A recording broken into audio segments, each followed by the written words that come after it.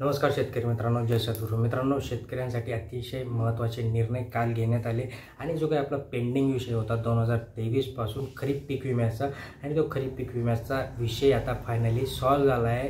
6 जिल्ह्यातील शेतकऱ्यांना याचं अनुदान मिळणार आहे आणि उर्वरित जे काही इन्शुरन्स कंपन्या होत्या त्यांच्यासाठी शासन आता स्वतः पैसे टाकणार आहे. म्हणजे ओव्हरऑल महाराष्ट्रामध्ये याचे पैसे मिळणार आहेत. म्हणजे एकंदरीत जर आपण बघायला गेलं तर लाडका शेतकरी जी काही त्यांनी घोषणा केली होती 2 महिन्यापूर्वी की लाडका शेतकरी योजनेअंतर्गत आम्ही शेतकऱ्यांना खरीप पीक विमा असो, ठिबक सिंचन असो किंवा अतिवृष्टीचे पैसे असो किंवा इतर जे काही अनुदान असो, असा सगळ्या अनुदान आम्ही आमच्या शेतकऱ्यांना देऊ आणि आमचा लाडका शेतकरी असणारे असं त्यांचं त्यावेळेस म्हणणं होतं.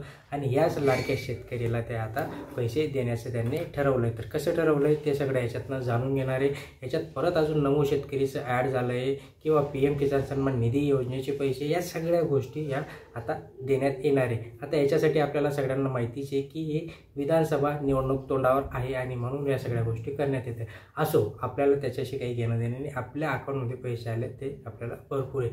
नमस्कार, मी सचिन परत एकदा तुमचं स्वागत करतो. अजून सबस्क्राईब केलं नसेल सबस्क्राईब करा, लाईक करा, शेअर करायला मुळीच विसरू नका.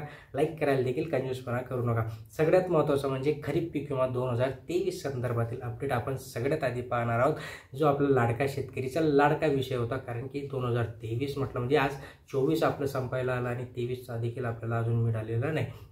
आता हा जो 23चा खरीप पीक विमा होता याच्यामध्ये आधी शेतकऱ्यांना थोडेफार पैसे मिळाले होते. राहिलेले खूप काही शेतकरी म्हणजे 90% शेतकऱ्यांना याच्यातनं काहीच मिळालं नव्हतं. सो याच्यातनं आता बीड पॅटर्न त्यांनी राबवला. तर बीड पॅटर्न म्हणजे काय, जर तुमचं नुकसान भरपाई ही 110-100%च्या वर गेली, म्हणजे वरच्या साईडला गेली किंवा 110-120 जी काही असेल ती, त्याच्यामध्ये जे काही वरचं पैसे असणारे 100%च्या वर जी काही नुकसान भरपाई असणारे ती राज्य शासन आपल्याला पेड करणार आहे. आणि जी काही उर्वरित असेल, सपोज जर 80%च्या खाली नुकसान भरपाई झालं असेल तर पीक विमा कंपनी त्याला नुकसान भरपाई देते. पण सगळ्यात महत्त्वाचा अपडेट आणि सगळ्यात महत्त्वाचा निर्णय काल या सरकारने घेतला आणि तो निर्णय कसा होता की जे सरसकट, आता त्यांनी काय सांगितलं, ठीक आहे आम्ही 110च्या वर जे काही पैसे असतील ते देऊ, पण याच्यामध्ये त्यांनी सांगितलं की सरसकट जे काही सगळे पैसे आता विमा कंपन्यांनी देखील वर हात केले, त्यामुळे सरसकट शेतकऱ्यांना याच्यातनं पैसे मिळणार आहेत. आता 3,360 कोटी रुपये हे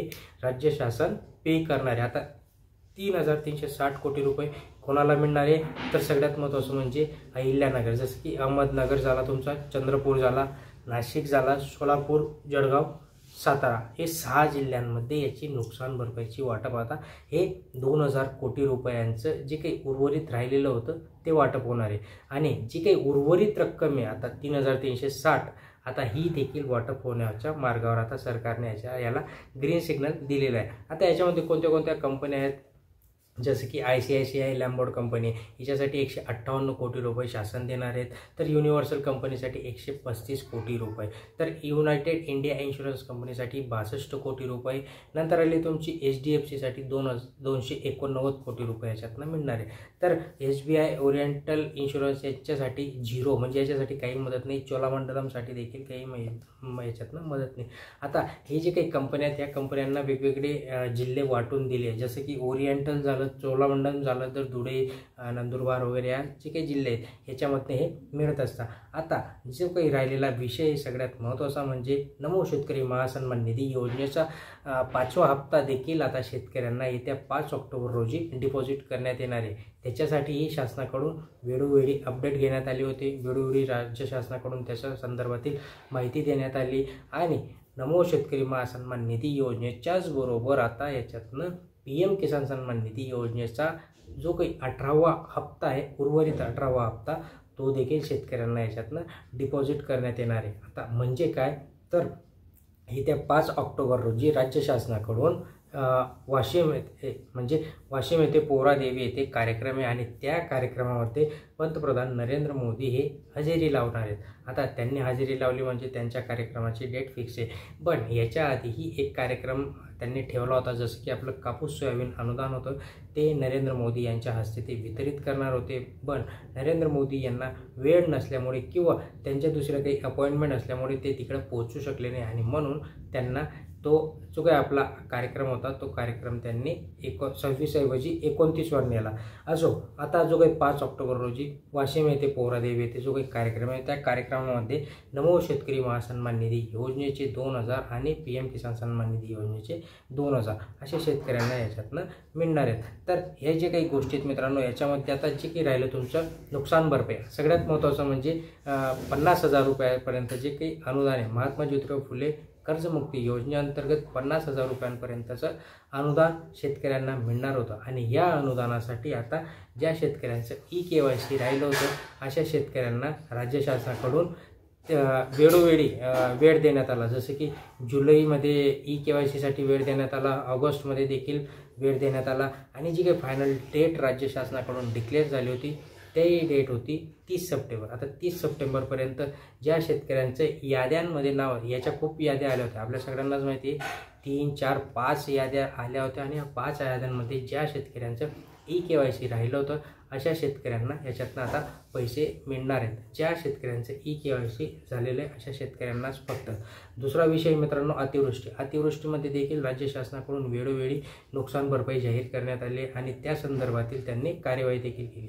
पण याच्यामध्ये त्यांनी सांगितलं होतं की ज्या शेतकऱ्यांचं EKYC पेंडिंग, ओके, ज्या शेतकऱ्यांचा पीक पेरा नाही आहे, EKYC पेंडिंग, अशा शेतकऱ्यांना याच्यातनं अनुदान देण्याचं राहिलं होतं आणि याच शेतकऱ्यांना आता हे अनुदान देखील मिळणार आहे. दुसरा महत्त्वाचा विषय म्हणजे जे काही सोयाबीन कापूस अनुदान होतं, सोयाबीन कापूस अनुदान शेतकऱ्यांना कधी मिळणार होतं तर कालपासून देखील त्याचं वाटप सुरू झालं. म्हणजे त्यांच्या म्हणण्याप्रमाणे आम्ही सरकार आमचा जो काही लाडका शेतकरी, त्या लाडक्या शेतकरीला आम्ही नेहमीच सुखी ठेवण्याचा प्रयत्न करतो आणि म्हणूनच त्यांनी काल शेतकऱ्यांवर उपकार केले बरं का.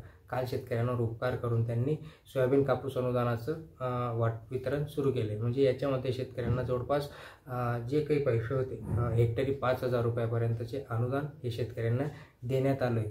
तर हे अनुदान वाटप सुरू झालं आहे. बट याच्यामध्ये 49,50,000 शेतकरी याच्यात पात्र, म्हणजे आत्ताच्या कंडिशनला हे पैसे त्यांच्या याच्यात टाकण्यात आले. उर्वरित जी काही अमाऊंट आहे, उर्वरित जे काही शेतकरी त्यांचं EKYC राहिलं आहे असं त्यांचं म्हणणं आहे. EKYC आणि पीक पाहणी. आता पीक पाहणी कोणामुळे राहिली तर आपण काल परवाची एक अपडेट दिला होता की याच्यामध्ये महसूल विभाग आणि कृषी विभाग यांच्या अंगावर त्यांनी ते कामं दिली होती.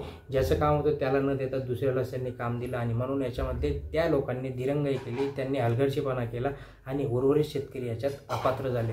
सो असं अपात्र होऊ नये म्हणूनच आता राज्य शासन म्हणते की आमच्या लाडक्या शेतकरीला आम्ही वेळोवेळी याच्यातनं पैसे देऊ. सो असा हा सगळ्यात महत्त्वाचा विषय होता जो की खरीप पीक विमा 2023चा सगळ्यात महत्त्वाचा ज्वलंत विषय होता. शेतकऱ्यांना कधी मिळणार. आता हे देखील कधी मिळणार शेतकऱ्यांच्या मनामध्ये डाऊटच आहे, कारण की सरकार सांगते की आम्ही पैसे देऊ, पण मिळणार कधी सगळ्यात महत्त्वाचं होतं. आता याच्यातनं हे जे पैसे आहेत हे पैसे तुमचे जवळपास येत्या 10 दिवसाच्या आत, कारण की आचारसंहिता लागणार आहे, आचारसंहिता लागली म्हणजे शेतकऱ्यांचं अनुदान वाटप होईल का नाही याच्यात शाश्वती नसते. कारण की अनुदान वाटप करण्यासाठी एक जर अमाऊंट राज्य शासनाने फिक्स केली असेल तर वित्त विभागाकडून त्याची मंजुरी असते, मंजुरी दिल्यानंतरच ती पुढे दिली जाते. आता जर राज्य शासन असेल तर हे अनुदान मिळेल, पण याच्यावरही आपण वेळोवेळी अपडेट घेणार आहे. सो ओव्हरऑल जर बघितलं तर लाडका शेतकरीला खरीप पीक विमा 2023ची गरज होती आणि तो विमा आता त्यांना देण्यात येणार आहे. चॅनलला अजून सबस्क्राईब केलं नसेल सबस्क्राईब करा, लाईक करा, शेअर करा. धन्यवाद.